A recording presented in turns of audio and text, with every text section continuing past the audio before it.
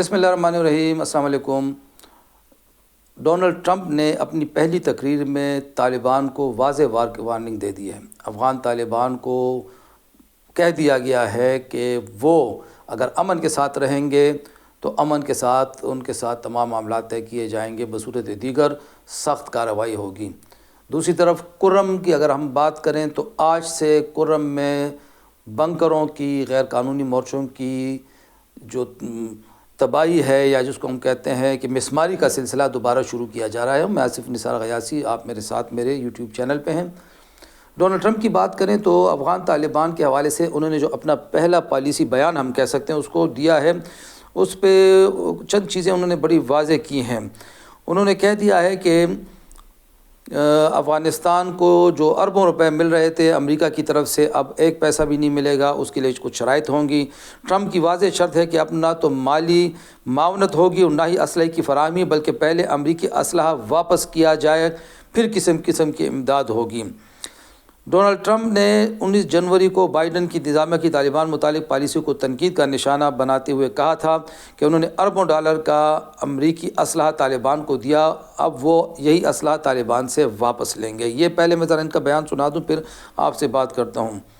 اسی طرح انہوں نے افغانستان کے حوالے سے نئی امریکی پالیسی بیان کرتے ہوئے کہا کہ طالبان کو دی جانے والی مالی امداد امریکی فوجی ساز و سامان کی واپسی سے مشروط ہوگی۔ یہ بین الاقوامی فورم پر پاکستان نے کئی مرتبہ یہ مسئلہ اٹھایا ہے کہ 2021 کے بعد جب امریکی فوج وہاں سے نکلی تو اربوں ڈالر کا اسلحہ وہاں پہ چھوڑ کے چلی گئی تھیں، اور یہ اربوں ڈالر کا اسلحہ پھر افغان طالبان کے ہاتھ لگا، اور افغان طالبان کے ذریعے سے یہ پھر جو کالعدم TTP والے ہیں یا پاکستان کے خلاف جو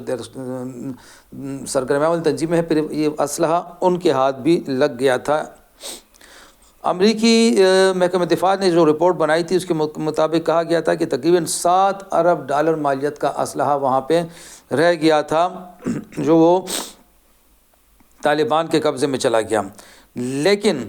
اب ٹرمپ نے دعویٰ کیا ہے کہ اس اسلحے کی مالیت جو ہے وہ 7 ارب نہیں بلکہ کوئی یہ جو میں اگر فگر بتا دوں 85 ارب ڈالر تک ہے۔ ناظرین، یہ وہ اسلحہ ہے کہ جب یہ افغان طالبان کے قبضے میں گیا تو پاکستان نے خدشے کا اظہار کیا تھا کہ یہ پاکستان مخالف عناصر کے ہاتھ جائے گا اور پھر پاکستان کے خلاف استعمال ہوگا۔ اس وقت افغان طالبان نے واضح کیا تھا کہ ایسا نہیں ہوگا، ہمارا کنٹرول بڑا سخت ہے اور کوئی مائی کا لال ایسا نہیں کر سکے گا۔ لیکن جب ہم نے دیکھا جنوبی اضلاع میں جو حملے ہوئے اور پھر پشاور میں بھی بعض پولیس مقامات پر، پولیس اسٹیشنز پر، پولیس چوکیوں پر جو حملے ہوئے، ان میں جو اسلحہ استعمال کیا گیا، خاص طور پر نائٹ ویژن جو ان کے لیزر گنز وغیرہ ہیں، وہ سب کے سب وہی اسلحہ تھا جو نیٹو اور امریکہ وہاں پہ چھوڑ کے گئے تھے۔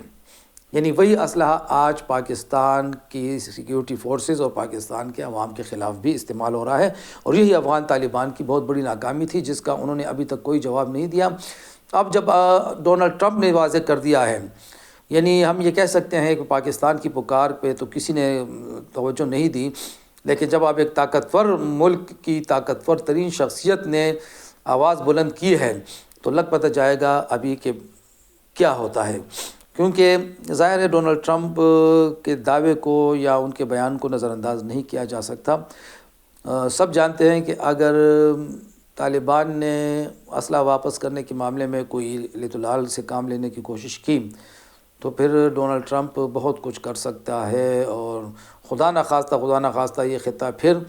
آتش و آہن کی زد میں آ سکتا ہے۔ اللہ کرے کہ ایسا نہ ہو، معاملات سدھر جائیں۔ اسی معاملے سے جڑا ہوا اگر ہم کرم کی بات کریں تو کرم میں اس وقت جو آپریشن ہو رہا تھا اس میں بار بار ایک بات کی جا رہی تھی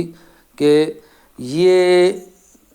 کچھ لوگ کہتے ہیں یہ دہشت گردی نہیں ہے، یہ علاقائی مسئلہ ہے، لیکن اس میں مولانا فضل الرحمان صاحب بڑی اچھی بات کہتے ہیں کہ اگر یہ فرقہ وارانہ مسئلہ نہیں ہے، اگر یہ جائیداد کا جھگڑا ہے، اگر یہ زمین کا جھگڑا ہے، تو پھر سوال یہ پیدا ہوتا ہے کہ پہاڑ چنار کی تپش کراچی اور لکھنؤ میں کیوں محسوس کی جاتی ہے۔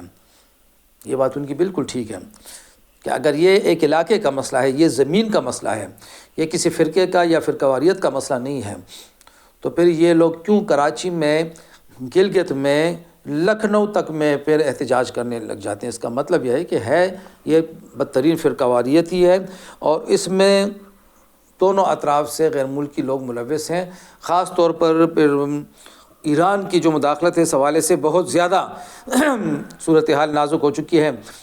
اس حوالے سے جو تازہ ترین اطلاعات ہے، بغن میں 19 سے 21 جنوری تک سول ایڈمنسٹریشن، پولیس اور دیگر سیکیورٹی اداروں نے مل کر سرچ آپریشن کیا۔ اس آپریشن کے نتیجے میں بڑی تعداد میں غیر ملکی ہتھیار برآمد ہوئے۔ آپریشن کے دوران مقامی مشران نے بھرپور تعاون کیا اور آج